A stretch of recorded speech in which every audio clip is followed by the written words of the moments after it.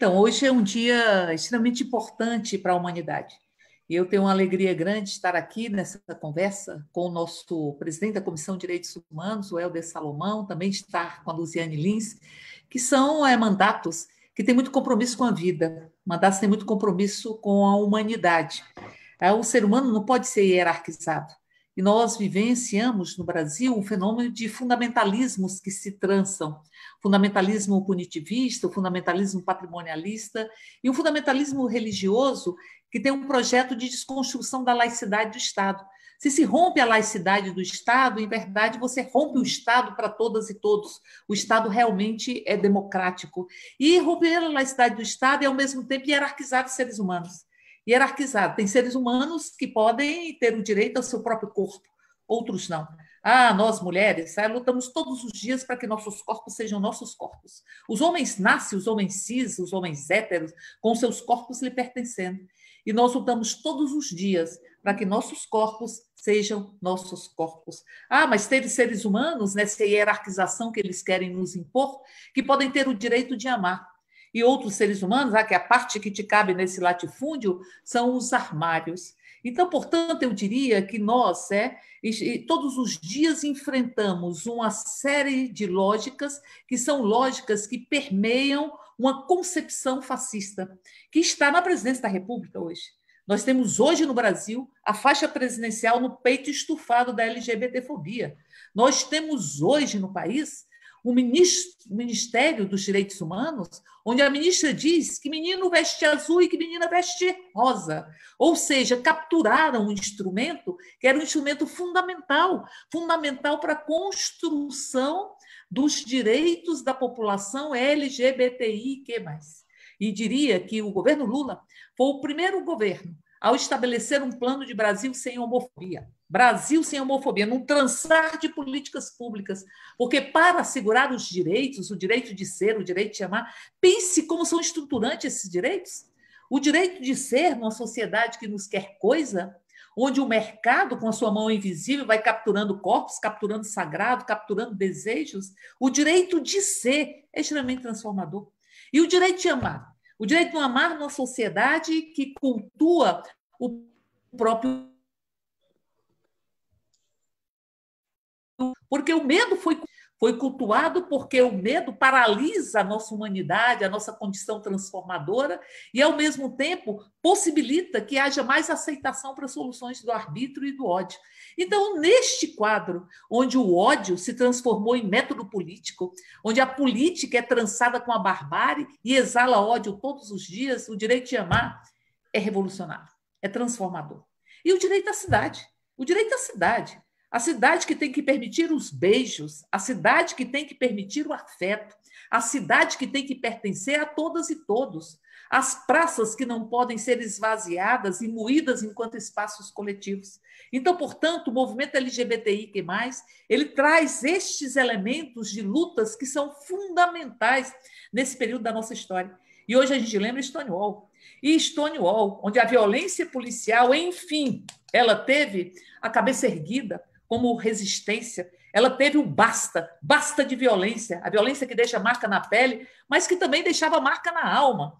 E aí se cria o orgulho, desde 1969, a revolta de Stonewall, onde a violência policial que havia se normalizado, ela passa a ter um enfrentamento dos corpos, das ideias, do afeto, as trincheiras do afeto. O afeto passa a ser a construção e o elemento fundamental para a construção de trincheiras. Trincheiras para um projeto político afetivo que pressuponha que ninguém pode ser discriminado pela forma que ama, e ninguém pode ser discriminado por ser como se é. Nós estamos falando de um lugar no Brasil, que é o Brasil, onde nós temos um presidente da República que chegou a dizer que preferia ter um filho morto do que um filho gay.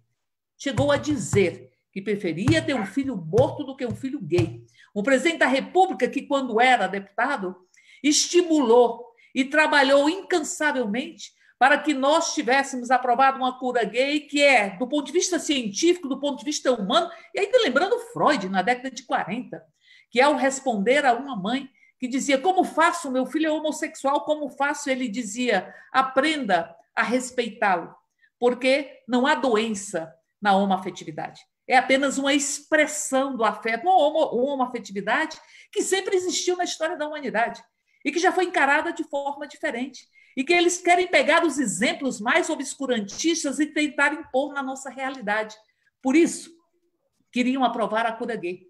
E nós resistimos. E nós, Luziane, Helder e tantos outros, resistimos. Como também queriam aprovar o Estatuto da Família.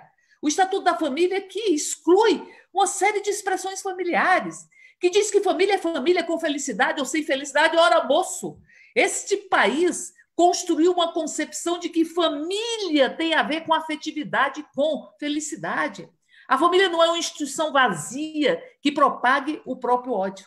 Aliás, este Estatuto da Família, nós conseguimos impedir que ele fosse aprovado. Então, também conseguimos impedir que o Escola Sem Partido, que tirava a discussão de gênero, que fazia com que a escola não pudesse discutir os fenômenos humanos, discutir as diversas expressões de corpos, de vida, de formas de ser. Isso nós também conseguimos eliminar. Inclusive, tem decisão do Supremo que nega esta existência de uma escola, dita uma escola neutra, que nega os fenômenos humanos e a inserção dos estudantes como seres que detêm saber, que detêm histórias, que detêm sonhos, que detêm afetos, que são inteiros. Então, portanto, nós resistimos e conseguimos impedir que proposições como essa, como, por exemplo, o Dia do Orgulho Heterossexual, Dia do Orgulho.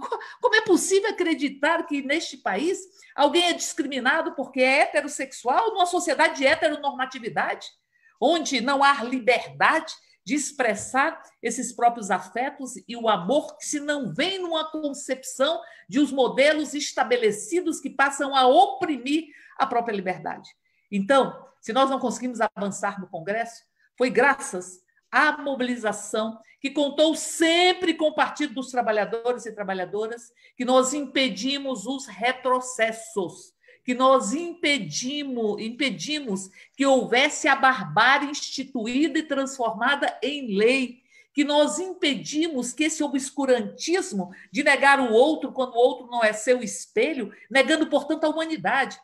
E a nossa humanidade a gente constrói com o outro. É com o outro que a gente estabelece as nossas identidades, inclusive.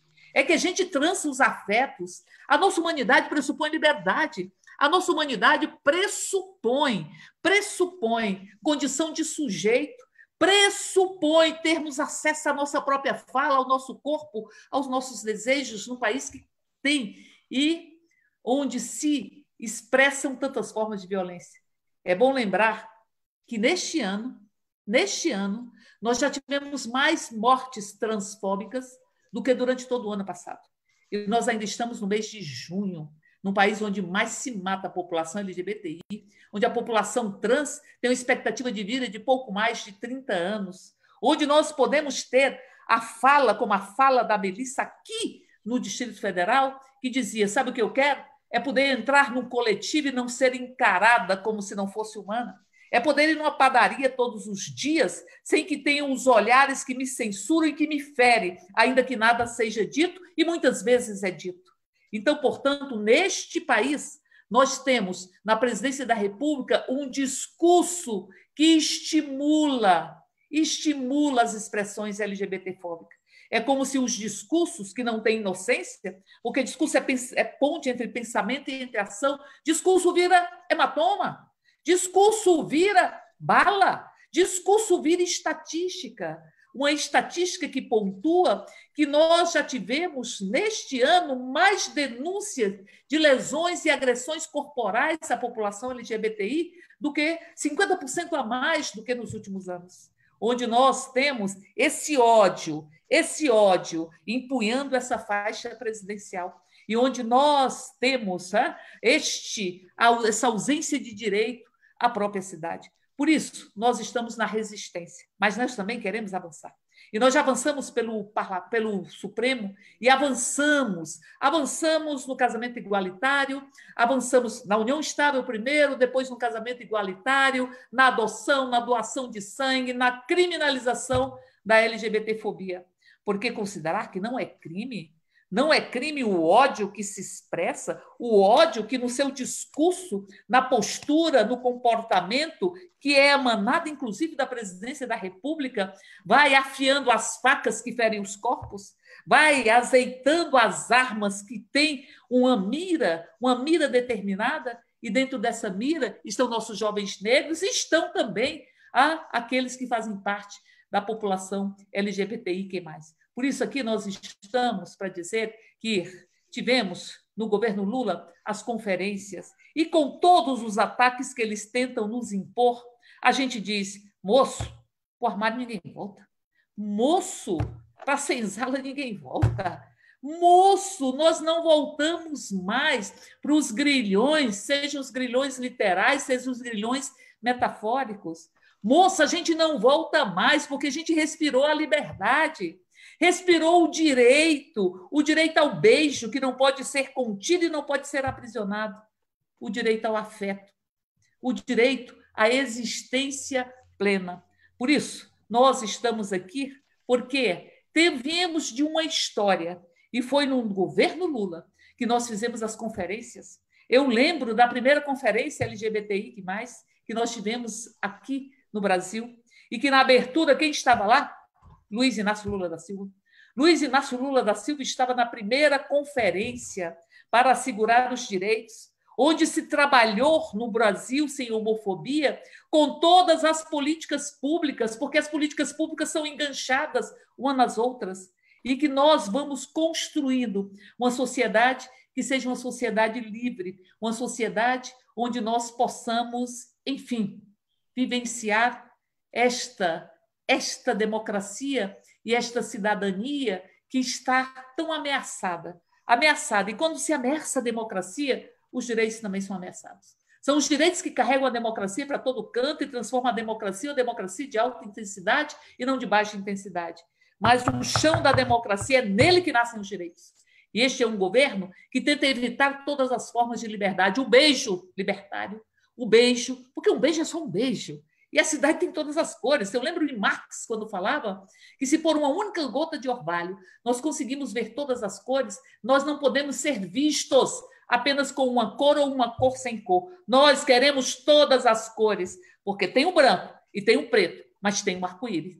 Tem o sol, tem o dia e tem a noite, mas tem o anoitecer e tem o entardecer. Então, portanto, é em nome da liberdade que nós estamos fazendo as nossas homenagens àqueles que lutaram em Stonewall e aqueles que lutam todos os dias, por mais que eles queiram construir o discurso LGBT-fóbico e o discurso de ódio, são as paradas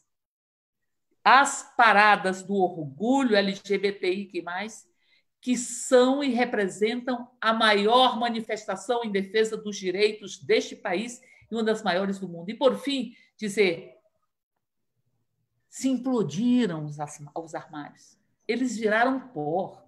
Eles viraram purpurina, que cola no peito, que cola na pele, que cola na alma. Então, nós não vamos retroceder. Vamos continuar na Câmara, em todos os cantos, em todos os espaços, resistindo. E vamos continuar cantando a canção que tira o joelho do pescoço ou da garganta deste país e da nossa liberdade, da nossa democracia e cidadania.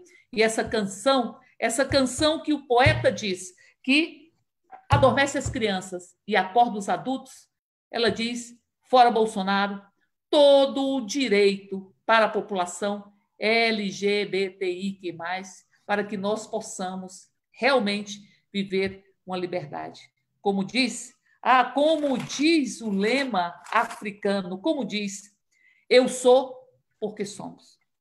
Eu sou porque somos. E é por isso que nós estamos aqui e somos resistência, mas somos também aqueles que acreditam na liberdade e que acreditam que Stonewall vive nos nossos corações, nas nossas mentes e em todos os espaços desse país. Muito bem, companheira.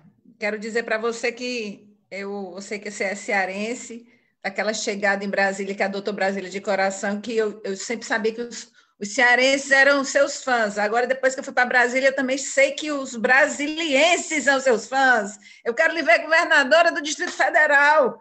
É para a gente ter sossego naquela cidade. Parabéns, Érica, por tudo.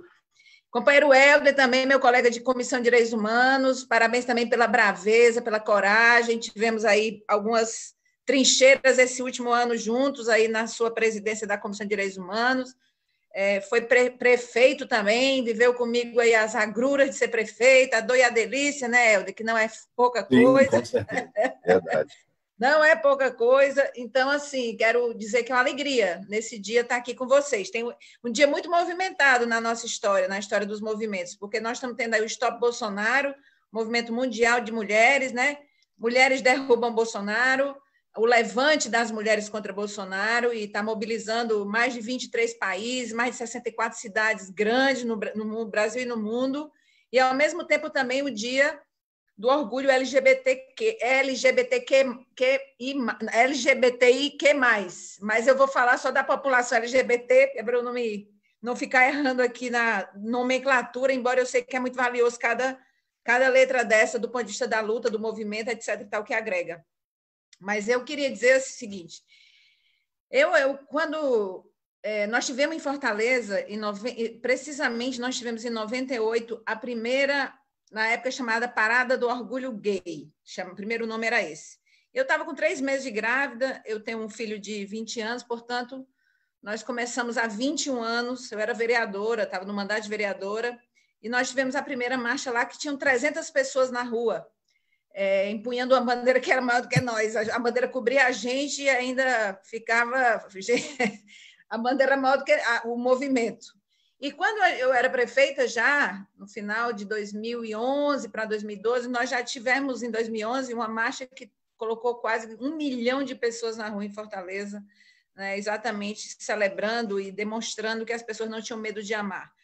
Infelizmente, depois do nosso governo, embora a política não pôde ser terminada, porque é uma política pública de massa e necessária e que dá visibilidade a pessoas invisíveis, ela não consegue ser invisibilizada só porque um governante determinou que fosse. Mas, assim, todo o aparato da própria prefeitura não ficou mais à disposição, aí você tem uma interferência de trânsito, aí você tem um problema de não ter segurança, aí você tem, enfim, começou-se a fragmentar e começou-se a, de fato, começar de novo o processo de invisibilização desse movimento. Mas eu queria destacar aqui, rapidamente, as conquistas que nós tivemos, tanto porque, a partir de 2002, com Lula presidente da República, o nosso mecânico, como se dizia, torneiro mecânico, semi-analfabeto, como assim o descrevia a burguesia, mas foi com o governo do presidente Lula que se começa a ver a questão da luta LGBT como uma política de Estado. Objetivamente, como a Érica falou muito bem, do ponto de vista filosófico e ideológico, essa população que ela existe desde que o mundo é mundo, acabou que só foi considerada a partir de 2004 com a criação do chamado Brasil Sem Homofobia. É exatamente uma política que começa em 2004, logo em seguida vem o fortalecimento do Conselho Nacional de Combate à Discriminação e Promoção dos Direitos LGBT. Em 2008 se realiza a primeira Conferência Nacional de Políticas Públicas e Direitos Humanos, né? Como também em 2008 a criação do processo transexualizador no Sistema Único de Saúde, como também 2009, a criação da Coordenação Geral de Promoção dos Direitos LGBT da Secretaria de Direitos Humanos, a criação do Plano Nacional de Promoção da Cidadania e Direitos Humanos LGBT. Tivemos a extensão de direitos conjuntos para casais homoafetivos, inclusive visto do ponto de vista econômico pelo Ministério da Fazenda. Tivemos, em 2011, a elaboração do primeiro relatório sobre violência homofóbica no Brasil.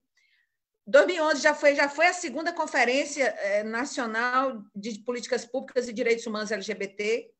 Tivemos o reconhecimento dos direitos de casais do mesmo sexo no serviço público em 2013. Tivemos ainda a criação do Sistema Nacional de Promoção de Direitos Humanos e Enfrentamento à Violência contra a LGBT, realização de uma outra conferência, já pré-conferência de mulheres trans, preparatória para a Conferência de Mulheres. Tivemos aí, nessa época, acho que Érica acompanhou isso de perto, né? A posse da Simlarra, foi coordenadora geral de promoções de direitos LGBT da Secretaria de Direitos Humanos, foi a primeira travesti a ocupar o cargo nesse período todo de República Brasileira.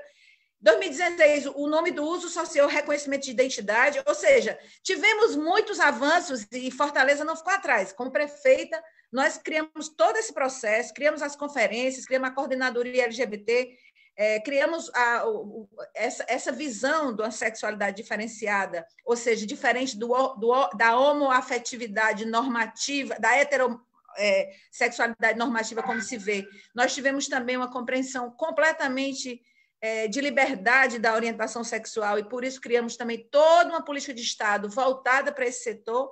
Então, eu penso que nós estamos há 51 anos de Stonewall, e eu penso que muitos passos no mundo foram dados, muitos passos no Brasil foram dados, e eu acho que este empoderamento dessa população ele foi insuportável, digo isso, insuportável, por esse setor hipócrita, conservador, completamente alheio à sociedade do jeito que ela é, completamente obscuro, completamente conservador do ponto de vista... mas eu acho até da questão dos valores, não é nem porque são conservadores no sentido de serem pessoas com posições política e ideológica diferenciadas, não, são hipócritas porque um presidente que diz que preferia um filho morto, como citou a deputada Érica, um filho morto no acidente do que um filho homossexual, para mim ele dava um recado claro a um dos seus filhos, que certamente pode ter tido uma opção diferenciada do ponto de vista sexual, e talvez fosse até um recado que hoje em dia a gente sabe com mais clareza que talvez era mesmo, ou seja, pobres figuras que se escondem, que tem que se matar, que tem que se apunhalar do ponto de vista simbólico para poder se afirmar na política. Então, eu quero deixar aqui essas questões colocadas para vocês, eu acho que são questões muito, muito fortes, e principalmente porque nossos governos avançaram muito. Infelizmente, todo mundo tem alguém na família, ou alguém que conhece, ou algum amigo, ou um irmão, ou enfim, um colega, alguém que tem a afetividade diferente da heteroafetividade. Mas, mesmo assim, as pessoas conseguem ainda encontrar argumentos para poder serem tão violentos. Eu finalizo dizendo, vocês devem ter conhecimento, mas assim, a deputada Maria do Rosário criou em 2014, eu ainda não era deputada, ela criou uma legislação para poder... um projeto de lei que está ainda em análise pela Câmara, que ela falava exatamente sobre a questão da discriminação homossexual passar a ser, de fato, um crime, né, estabelecido. E nós também, com isso, nós também fizemos uma legislação para a gente criminalizar, qualificar o crime, exatamente a LGBTfobia, que foi exatamente a partir de uma travesti que foi brutalmente assassinada no Ceará, que foi a Dandara. Então, a gente criou a lei que a gente chama de Lei Dandara, que é exatamente como foi necessário qualificar o feminicídio para dizer que ele não era apenas um crime a mais praticado e que estava aí junto com a violência urbana das cidades, mas que era um crime que tinha endereço, que tinha nome e que era praticado pelo simples fato da condição de mulheres das vítimas. Nós também, e foi o feminicídio que foi na época tão falado, até pessoas mesmo, até pessoas cultas, até pessoas mesmo de esquerda não entendiam por que tínhamos que classificar o feminicídio.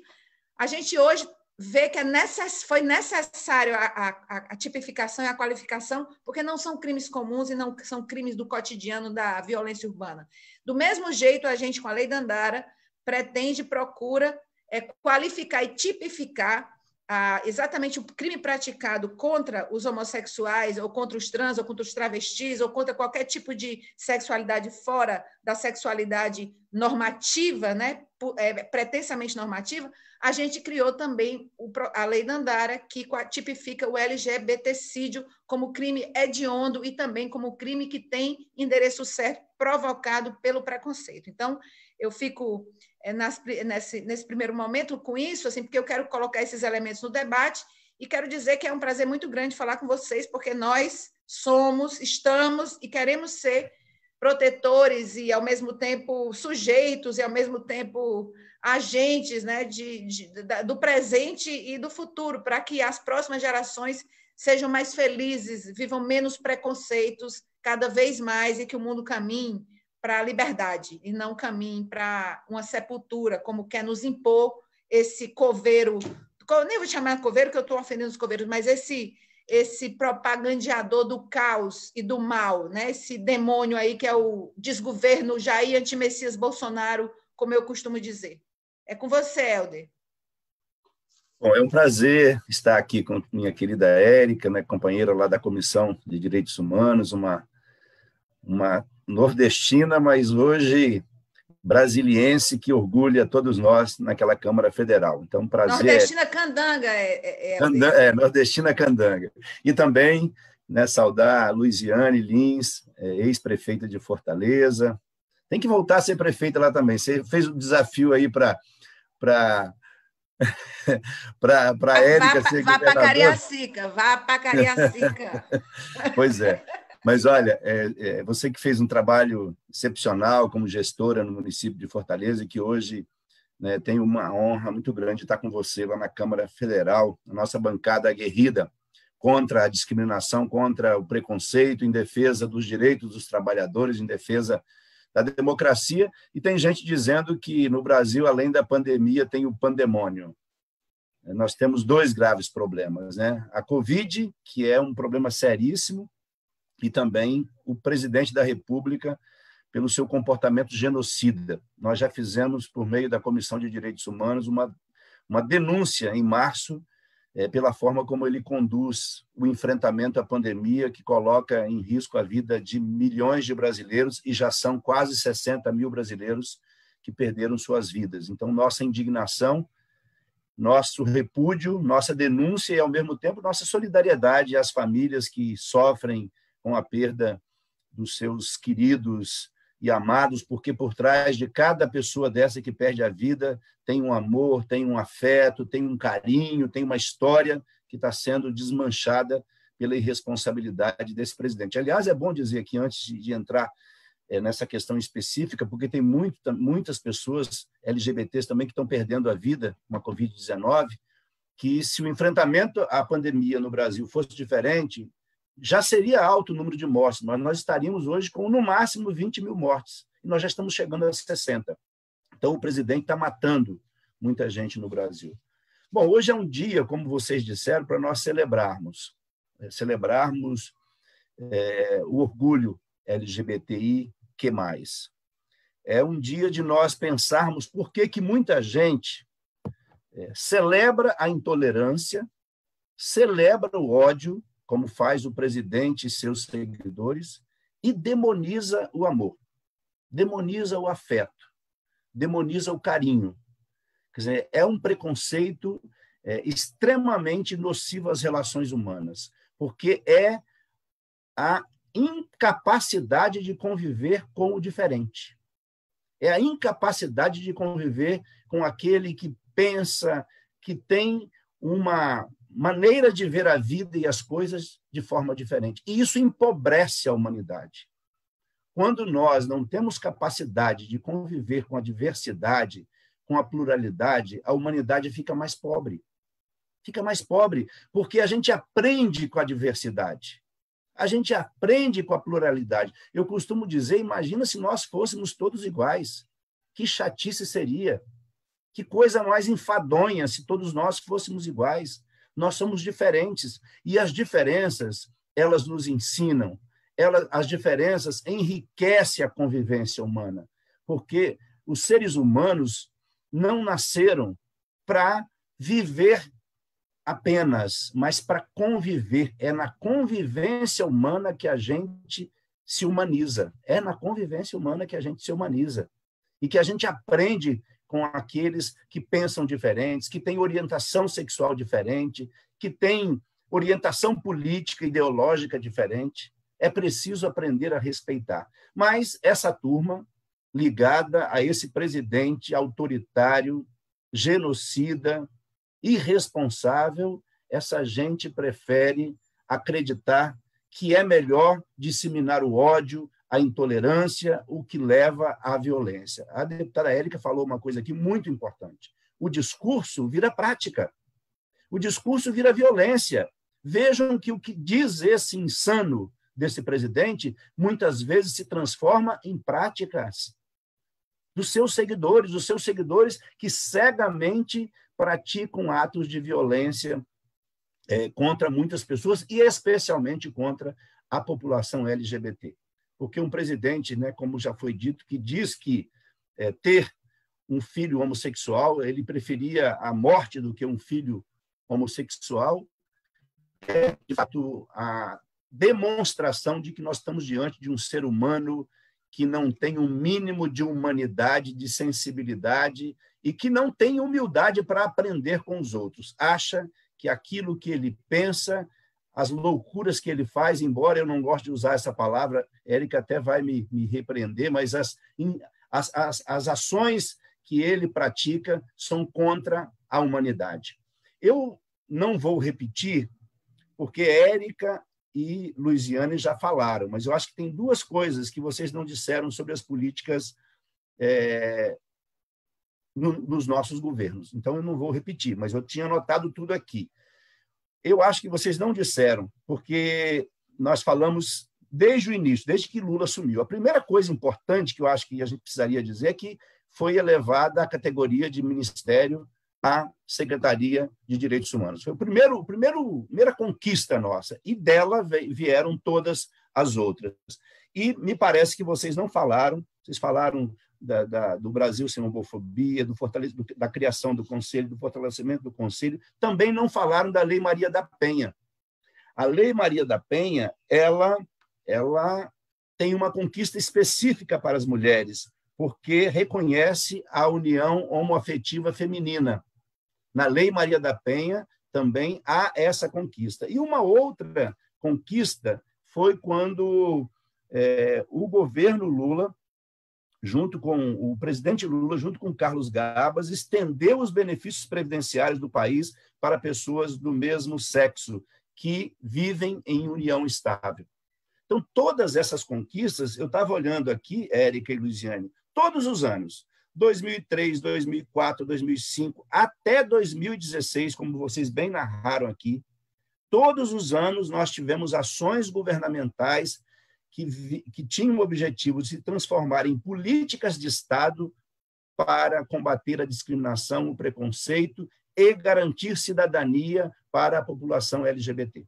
Todos os anos. Então, vejam que não se tratou apenas de uma ação pontual que começou com o governo Lula.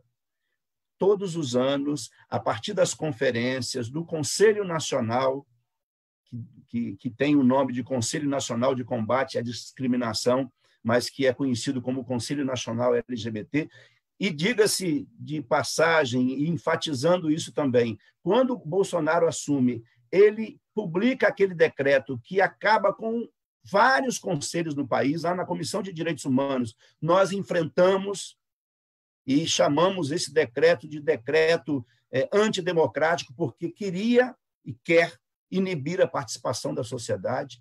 Então, esse foi um dos conselhos extintos pelo presidente Bolsonaro, por este responsável, e este conselho ele foi fundamental e é fundamental para discutirmos não só proposições de governo, mas ações afirmativas que visam levar a cidadania a esta população.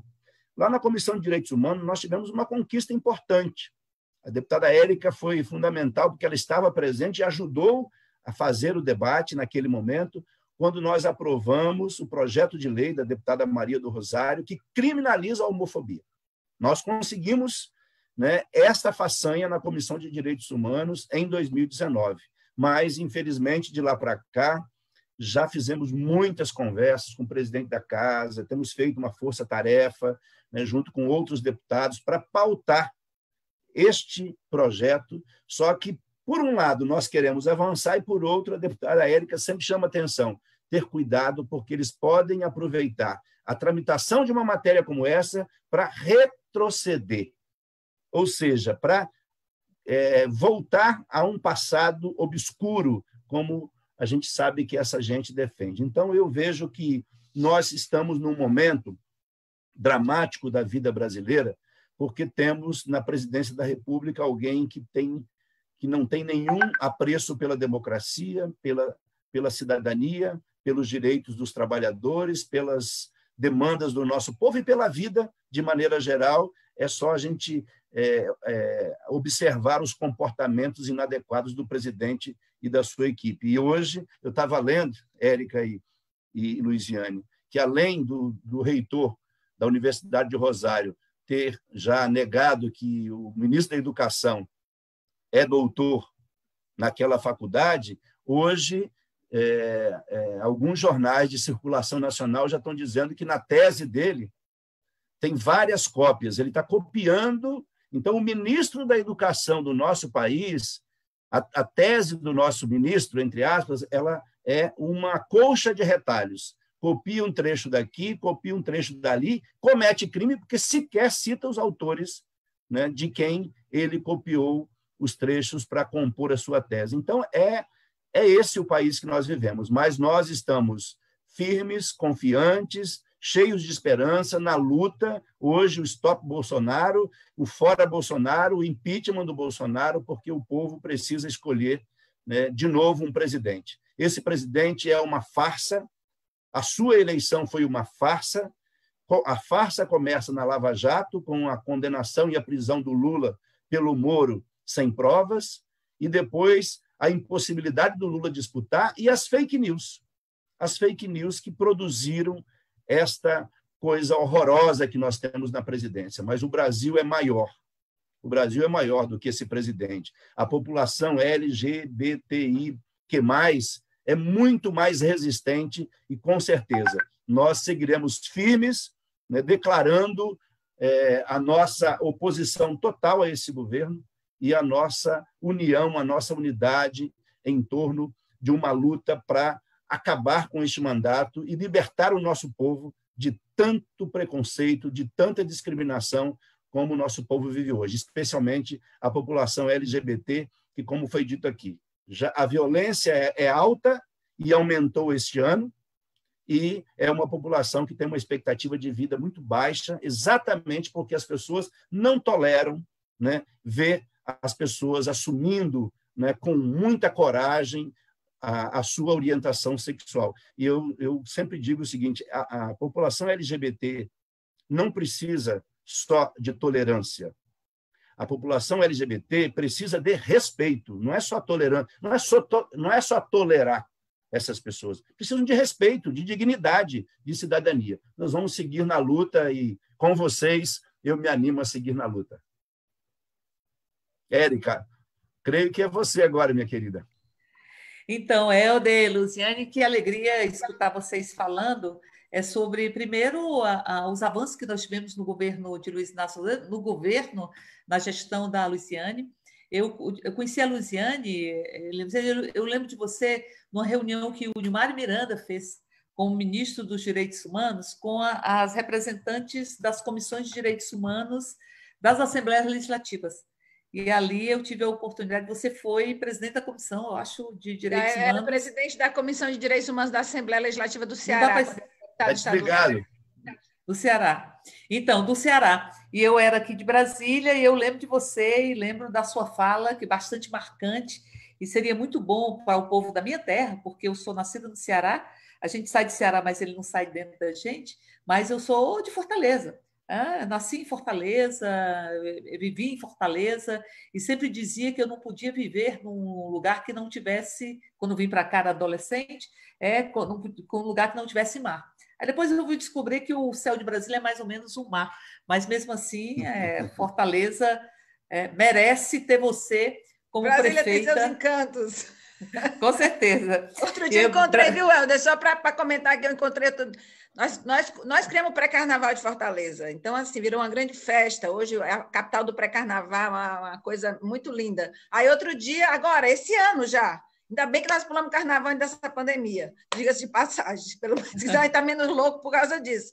Aí eu fui para um barzinho que tem um pré-carnaval forte. Estava a família da Érica todinha, coisa mais linda do mundo. Irmão, irmã, cunhado, cunhada, de tudo quanto era jeito. Bati foto, foi uma alegria só.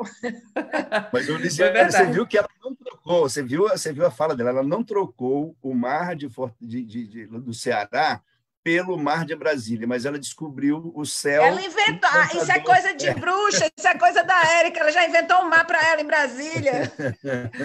Então, assim, eu acho que Fortaleza, que é minha terra, merece ter você de novo como prefeito. Mas dizer assim, que um pouco a gente quer marcar esse dia do orgulho LGBTI, que mais, da luta de Stonewall, que é uma luta permanente. Acho que Stonewall está todos os dias nas nossas vidas. E dizer que nós temos resistido aos retrocessos. Para além de todos os retrocessos, o Helder falava da extinção do Conselho. A extinção do Conselho de Diversidade Sexual foi extinto, porque eles estão sufocando e asfixiando todos os instrumentos que podem representar a participação da própria sociedade na construção das políticas públicas, porque Bolsonaro tem uma lógica de domínio do Estado, está dominando ou destruindo a política de saúde, militarizando o Ministério da Saúde, com pessoas que não têm experiência na área de saúde, e está desconstruindo políticas importantes, como o enfrentamento às DST-AIDS, a política de saúde mental. Política de saúde mental, hoje, na terra de Diniz da Silveira, o Ministério da Saúde está financiando o choque elétrico. Então, assim, na terra de Diniz da Silveira, que é o Brasil, né, que resistiu aos choques elétricos e criou assim os princípios da terapia ocupacional, inclusive o Museu do Inconsciente. Na terra de Diniz da Silveira, nós estamos vendo esses retrocessos. Mas também eles tiraram os direitos da população LGBTIQ+, tiraram das diretrizes do Ministério dos Direitos Humanos. Tiraram essas diretrizes, tiraram. E também impediram o financiamento estatal de todos os audiovisuais que falassem da temática LGBT. Também o governo teve a ousadia fascista e arbitrária de impedir o Banco do Brasil de fazer uma propaganda dentro do seu plano de negócios, dentro da sua estratégia de marketing, que falava da diversidade e que fazia discussão da diversidade. Impediu uma propaganda que, inclusive, já estava paga. Então, o governo que, como diz Nelson Rodrigues, é um absurdo, perde realmente a modéstia, ele não quer esconder qual é a sua própria fala, o seu próprio cerne, porque foi esse discurso de ódio, esse palanque de ódio, que construiu a eleição ou o fato de Jair Bolsonaro ser presidente da República. Então, eu penso que, assim, para a gente respirar, lembrando o George Floyd, a gente não consegue respirar. Para que a gente possa respirar os ares da liberdade, os ares da democracia, nós temos que fazer andar o processo de impeachment para tirar Bolsonaro. É como se fosse a garganta, ou seja, o joelho na nossa garganta, o joelho do arbítrio, o joelho da lógica ditatorial, de domínio do Estado, de dominar a Polícia Federal, de dominar, inclusive, a Procuradoria-Geral da República. Veja, assume uma pessoa ligada ao Procurador-Geral, uma subprocuradora, me parece, foi tentar conhecer e pegar todos os documentos acerca da Operação Lava Jato, inclusive aqueles que dialogam com processos que o filho do presidente está respondendo. Nós estamos vencendo isso. É o Estado absolutista, patrimonialista que está em curso e que não permite que se construam as políticas necessárias para que você possa fazer valer a democracia e a cidadania. A luta pelo direito de ser, pelo direito de amar, ela faz parte da construção democrática, ela é estruturante, não é cereja de bolo, não é chantilly de café, ela é estruturante para a construção de uma sociedade de paz.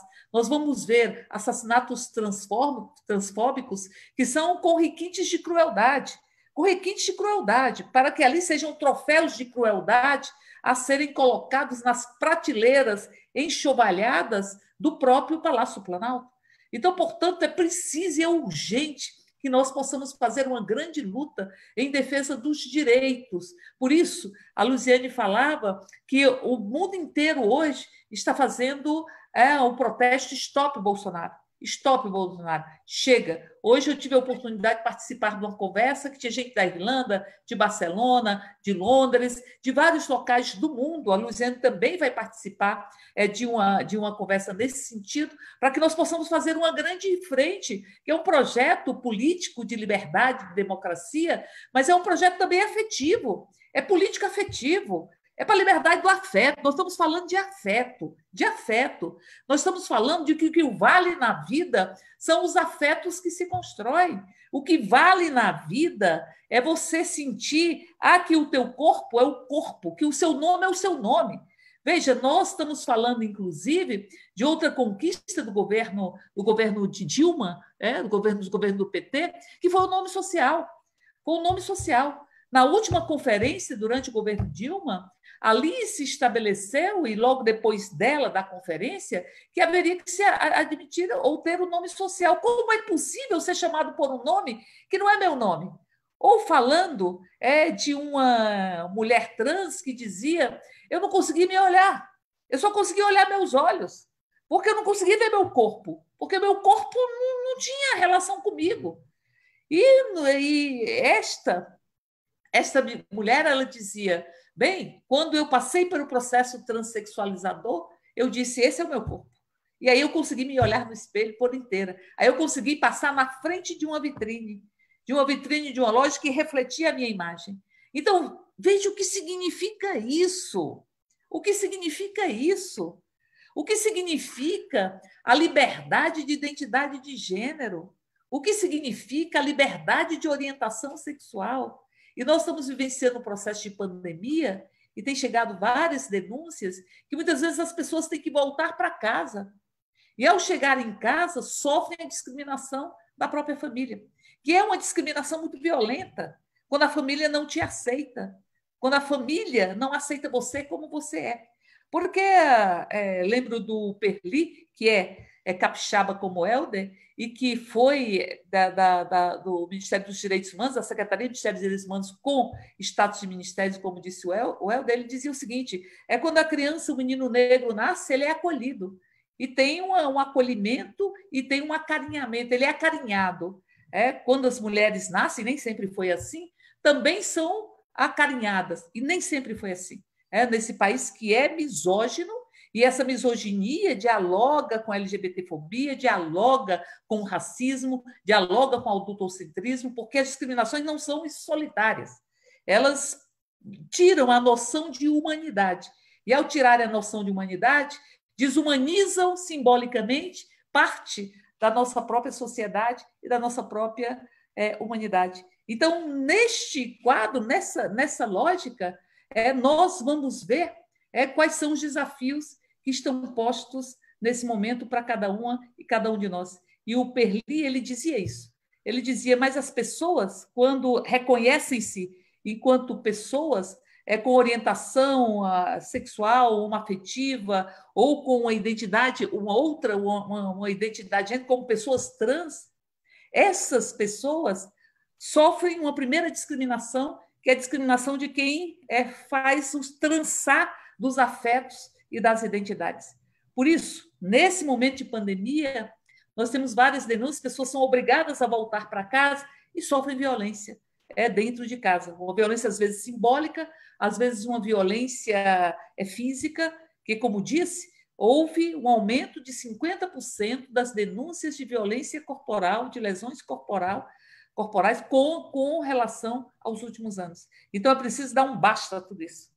E dar um basta a tudo isso é dar um basta a Jair Bolsonaro, é dar um basta ao fascismo, é arrancar a faixa presidencial que está no peito estufado da LGBTfobia, da misoginia, do fascismo, o fascismo que nega o outro. E não é só negar o outro, ignorar a sua dor, como o presidente da República tem ignorado os familiares de mais de 57 mil pessoas que já foram embora. E todo mundo que parte é amor de alguém. E deixa a dor em alguém. Não é apenas negar ou ignorar o outro, é tentar anular o outro, exterminar o outro, através do próprio ódio, quando ele não pensa e não é o seu próprio espelho.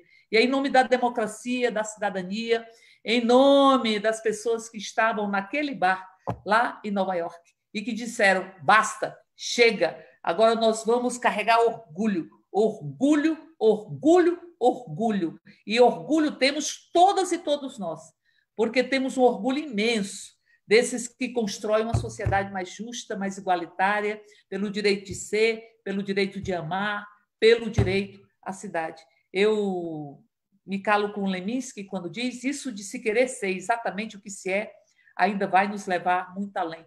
E na música de Ney Matogrosso, quando diz: se joga coração, coragem, se joga coração, porque aqui a gente está se dando as mãos e ainda tem muita mão solta, muita mão solta. A gente precisa dizer que ninguém larga a mão de ninguém contra o fascismo, contra todas as iniciativas de ódio para calar, para silenciar, para ferir os corpos, para atingir os corpos, para anular a humanidade de dentro dos próprios corpos. Por isso, uma alegria estar com o Helder, que é presidente da nossa comissão, que tem feito um belíssimo trabalho na comissão com a Luiz, dois que tiveram experiências em dirigir prefeituras e que marcaram muito a construção cidadã das suas próprias cidades.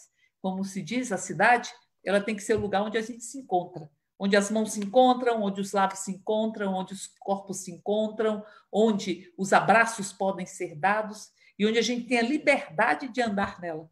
Porque pense, se você ver mulheres em uma cidade de madrugada, via de regra, como se a cidade fosse arrancada do seu próprio povo, que são espaços de construção da condição de sujeito coletivo, que aí a gente transforma o mundo. Então, alegria, nesse dia de hoje, saudar muito, muito, muito, muito, muito todos os movimentos, saudar muito, muito esses que organizam a maior parada em defesa dos direitos humanos do Brasil e, quiçá, do próprio mundo. Saudar muito a Luciane, saudar muito o Helder e dizer: a gente, quando a existência está em risco, isso é a fala das mães pela diversidade, as mães pela diversidade que trançam uma colcha de retalho com o nome dos que foram embora em função da LGBTfobia.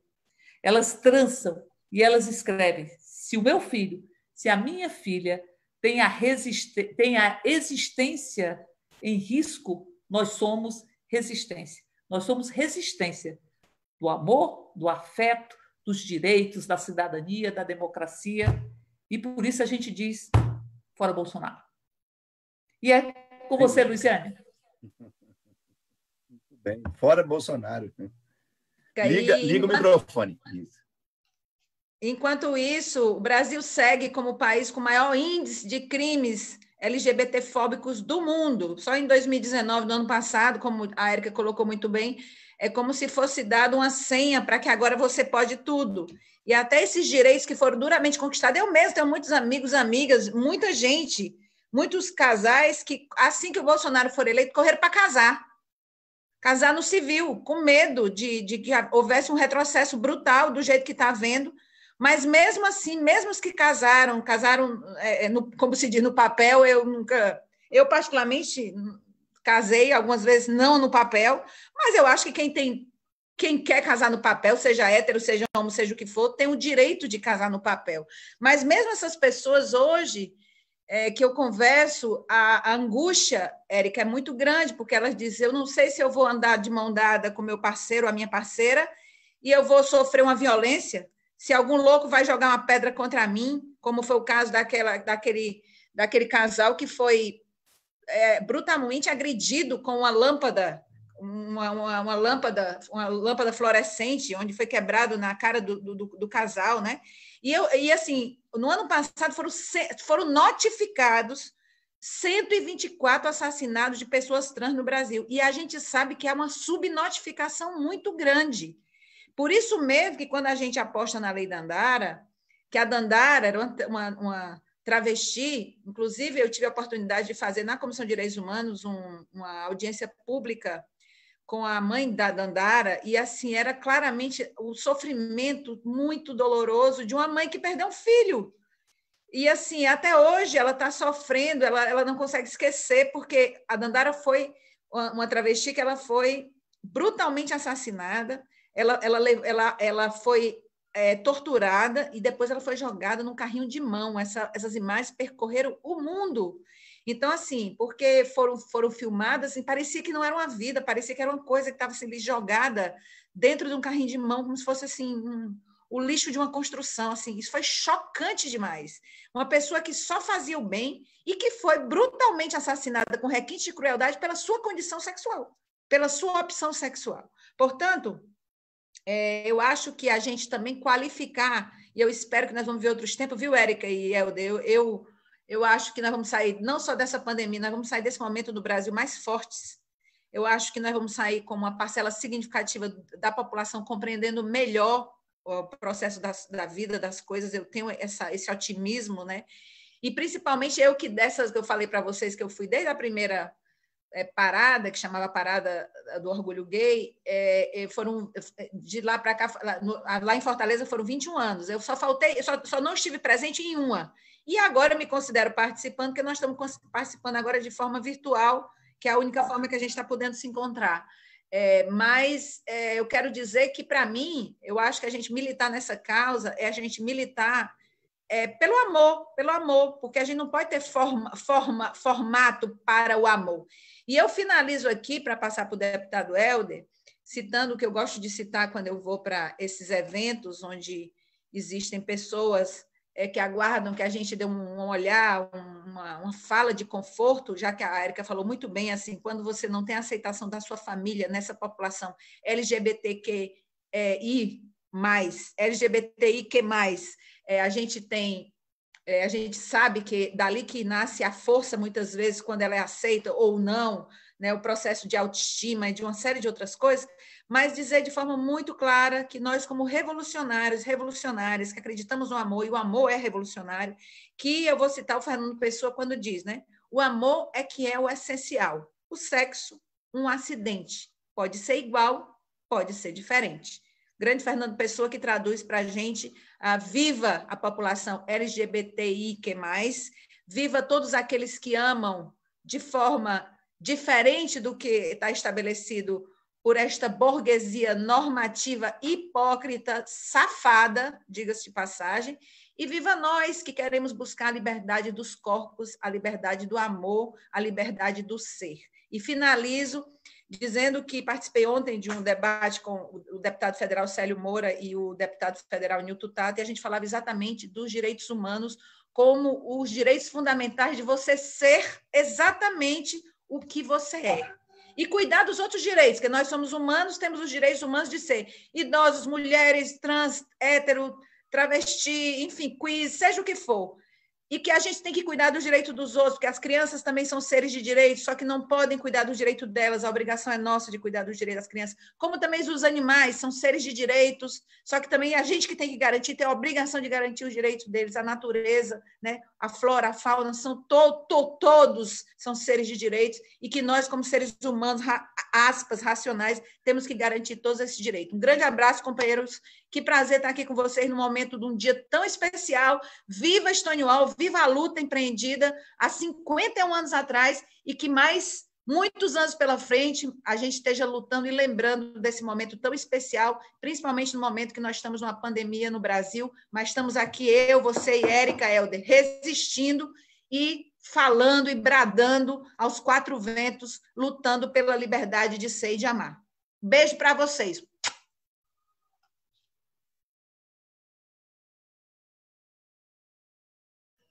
Beijo para você também, Luiziane, Érica. Viva Stonewall, viva Stop Bolsonaro, viva o povo que luta por direitos, por democracia, e viva a população LGBTI+, tão resistente, tão esperançosa, embora tenha tanta violência, tanta discriminação e tanto preconceito. Viva a todos os lutadores e lutadoras de direitos humanos do Brasil e de todo o mundo. Os desafios nossos são, de fato, muito grandes. Eu quero lembrar aqui que há 2 semanas o relatório anual de direitos humanos foi publicado pelo Ministério dos Direitos Humanos e da Mulher, e eles omitiram os dados da violência policial em 2019. os dados de 2016 para cá apontam um crescimento. 2016, aproximadamente 1.000 casos foram registrados no Disque 100. Em 2017, isso cresceu para mais de 1.300 casos. Em 2018, esse número chegou a mais de 1.600 casos. E este ano, de 2019, primeiro ano do governo Bolsonaro, que foi um ano em que cresceu mais ainda o número de violência, da letalidade policial no Brasil, simplesmente o governo retira do relatório anual de direitos humanos. E na violência policial, além dos pretos, dos pobres, uma violência muito grande contra a população LGBTIQ+. Então, vejam que o governo é um governo que esconde, que oculta, como quis e como quer ocultar, e como está ocultando os verdadeiros dados sobre a Covid-19 no Brasil. Eu tenho dito que isso é um crime previsto na Constituição Federal. No artigo 37 da Constituição estão inscritos os princípios da administração pública: legalidade, impessoalidade, moralidade, probidade, publicidade e eficiência. Um governo que oculta dados, informações de violência policial, que oculta dados sobre uma pandemia como a Covid-19 e outras informações importantes, até porque as informações elas fazem com que a sociedade se empodere e que os pesquisadores possam analisar, os especialistas possam analisar para promover políticas públicas e outras ações importantes, são informações negadas e que fere de morte o princípio constitucional da publicidade. Esse governo esconde os dados, né? E, ao esconder os dados, esconde a crueldade da violência, no caso deste relatório, e esconde, né, a forma como este governo conduz a pandemia no Brasil, que é uma violência. A Érica falou, né, que todo mundo que parte é amor de alguém. E é amor de alguém que fica com a ferida e com as dores daquele que parte, daquele que foi e que poderia estar entre nós. É como eu disse, é verdade que com a pandemia é inegável que as mortes viriam. Mas eu tive uma live outro dia, Luiziane e Érica, com o ex-ministro da Saúde, Arthur Quioro, e ele falava que naquele momento era um pouco menos, mas hoje nós estamos com quase 60 mil mortes. Pelo menos 35 a 37 mil pessoas poderiam estar vivas hoje, se o presidente da República fosse responsável, se não fosse um genocida, se não fosse um homem com tamanha falta de humanidade. E ainda quero lembrar de uma outra conquista importante. Falamos de coisas duras, mas é preciso falar de uma conquista que nós tivemos em 2019, em setembro. Eu e a deputada Érica estivemos em Genebra, na ONU. A deputada Érica já defendia há algum tempo a ideia de termos um observatório de direitos humanos na Comissão de Direitos Humanos da Câmara, e nós lançamos essa ideia por iniciativa da deputada Érica, conversamos com vários representantes do Alto Comissariado da ONU em Genebra, e depois tivemos uma audiência com a Michelle Bachelet, que, para nossa surpresa, a gente achava que ia demorar 20 minutos, a nossa audiência foi quase de 1 hora, né, Érica? Uma boa conversa com a Bachelet, e depois desses contatos em setembro, nós tivemos, né, prosseguimento nas conversas e conquistamos um observatório de direitos humanos que será instalado na Comissão de Direitos Humanos da Câmara de Minorias da Câmara dos Deputados. É a primeira vez que um parlamento celebra um acordo desta natureza. E foi uma conquista importante. E ela é importante porque ela vai fazer o monitoramento da violência, das violações de direitos humanos em todo o Brasil. E também a violação de direitos humanos, e em especial contra a população LGBT. Então, vejam que o trabalho está sendo, né, um pouquinho complicado neste momento por causa da pandemia, mas nós já assinamos, né, nós levamos isso ao conhecimento do presidente da Câmara, deputado Rodrigo Maia, eu e a deputada Érica, e, felizmente, nós tivemos essa conquista. Então, nós temos mais esse instrumento, Luiziane, que é um instrumento inovador, inédito, que pode servir de exemplo para outros países, e o que a gente espera é que, num momento em que o Brasil está, né, tendo muitos direitos violados, muito mais do que tínhamos antes, por causa da ação do presidente da República e dos seus aliados, que são principais violadores de direitos humanos no nosso país, nós possamos ter esse instrumento para conter, né, a violência contra todas as minorias no nosso país, e especialmente contra todos os defensores de direitos humanos. Eu vou encerrar dizendo o seguinte: ninguém pode ser punido por amar. Vejam que contradição brutal que essa gente... Eles querem punir quem ama. Deviam punir quem pratica violência. Deviam punir quem tem preconceito. Deviam punir quem discrimina. Mas eles celebram a discriminação, celebram o preconceito. E nós temos que insistir, de fato, Luiziane, o amor é revolucionário. O amor tem feito coisas que até mesmo Deus duvida. Né? Ivan Lins, eu lembro aqui agora, já que vocês lembraram de tantos, né? O amor tem feito coisas que até mesmo Deus duvida. E eles não vencerão o amor. Lula foi eleito dizendo que o amor vai vencer o ódio. E o amor vai vencer de novo. Por mais que eles tenham conseguido uma vitória, né, de pirro, porque é uma vitória com base em mentiras, em fake news. Aliás, a população LGBT foi motivo de fake news para eles chegarem à presidência da República. Mas o amor tem feito coisas que até mesmo Deus duvida. O amor é capaz de fazer com que as pessoas superem todas as dificuldades e todos os obstáculos. E eu tenho certeza que a resistência da população LGBTI, que a resistência de lutadores e lutadoras de direitos humanos, de homens, de mulheres, de todas as pessoas, de todas as orientações sexuais, neste dia do orgulho, né, LGBTI, nós possamos sair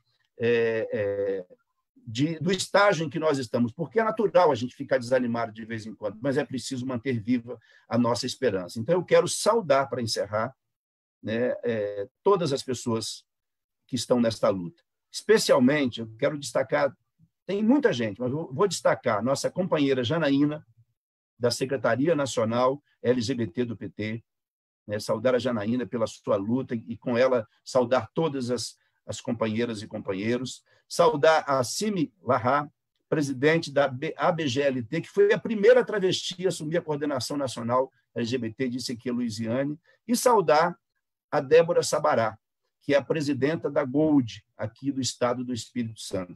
E saudando essas três mulheres guerreiras, né, essas mulheres que são resistentes, essas mulheres que são sinal de superação, de amor incondicional, de luta pela liberdade, de luta pela diversidade, pela democracia e pela cidadania, dizer a vocês que eu renovo o meu compromisso, junto aqui com a Luiziane, com a Érica, para que a gente não arrede o pé dessa luta. E quero terminar como você terminou, Érica, dizendo: ninguém solta a mão de ninguém. Estamos juntos e juntas nesta luta. O amor vencerá novamente, com certeza. É isso. Arrasou, assim PT na Câmara! Fora Bolsonaro! Fora Bolsonaro! Viva a população LGBTQI+.